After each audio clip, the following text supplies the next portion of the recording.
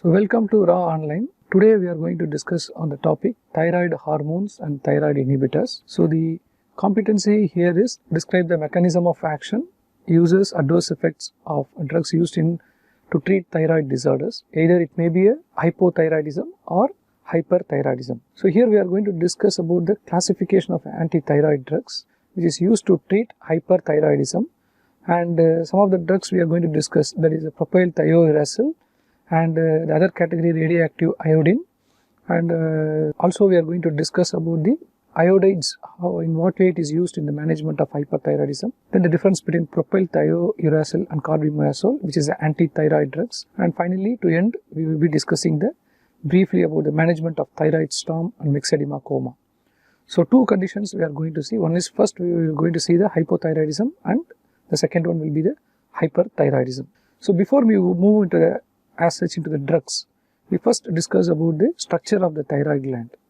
So thyroid gland, we would read in physiology that the thyroid follicles forms a structural and functional units of the thyroid gland, and these thyroid gland follicles, they are surrounded by a simple cuboidal epithelium, and the central portion will have the substance, jelly-like substance called the colloid, and that is mainly composed of thyroglobulin. And these hormones, or thyroxine, that is the thyroid hormones, are synthesized inside the colloid, whereas the cuboidal epithelial cells responsible for the transfer of the iodide intake or the thyroglobulin production, and finally the thyroid hormone release.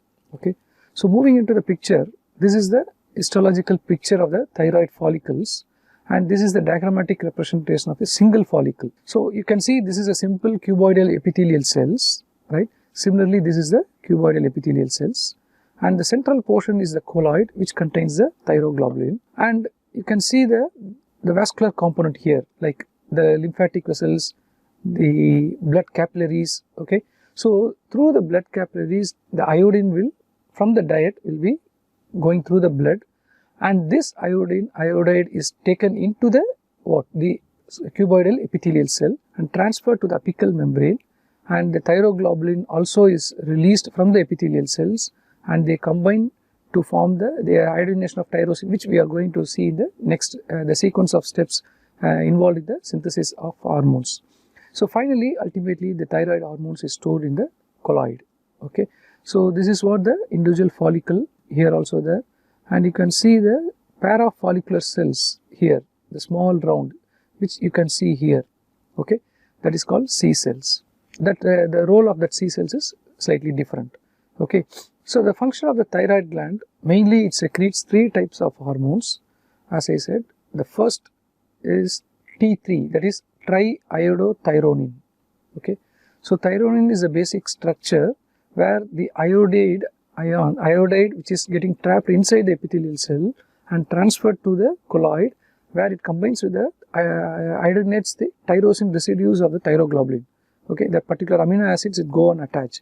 So based on the number of iodine, it is named as 3-iodine if it is present, that is called triiodothyronine, which is called T3, which is a more potent form of thyroid hormone, and where it has got 59% of iodine, and the 4 iodine molecules will be attached, which is called tetraiodothyronine T4, which is also available synthetically as a drug.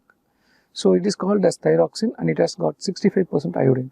So these two things only we are going to discuss in this particular chapter. Whereas the parafollicular cells, which I showed in you in the previous picture, where it produces the C cells, which produces calcitonin, which is responsible for the calcium homeostasis, along with the parathyroid gland, that is which produces parathormone. So we are not going to discuss this here. We are going to discuss only about the T3 and T4, which are the thyroid hormones. So coming to the role of thyroid gland, what are the functions? After seeing the function, the role, they mainly participates in the growth and development of the individual or the humans. So growth, in the sense, they are also involved in the release of the growth hormone, and then development and maturation of the central nervous system is more important. Okay, then proper functioning of the tissues as well as maintenance of the tissues and organs. And as I said, it is mainly important for the growth and development of the nervous system, the skeletal system, as well as the reproductive tissues. And also it affects the secretion and degradation rates of all hormones. So indirectly it also responsible for the release of growth hormone, other hormones that is released from the pituitary glands. So this is the main role of the thyroid gland. So now moving on to the steps in the biosynthesis of thyroid hormones. So there are various steps, like for example, the starts with the first iodide trapping will happen. I will show you detailing in the picture. So first iodide trapping, then once the iodide ions get into the cuboidal epithelial cell, it reaches the apical membrane on the other side, and then it gets entered into the colloid, where the oxidation of iodide ion to iodine it happens. Okay, because only if you convert this iodide to iodine, then it can bind to the tyrosine amino acids present in the thyroglobulin, it gets attached. Okay, so that is called iodine organification. Then finally, when the thyroglobulin, based on the number of iodine atoms attached to the tyrosine amino acid, we can call it as monoiodotyrosine or diiodotyrosine, okay, thyroglobulin. And when these combine together, they form T4 and 3,4, and finally when the stimulus is there, there will be a release of T4 and 3.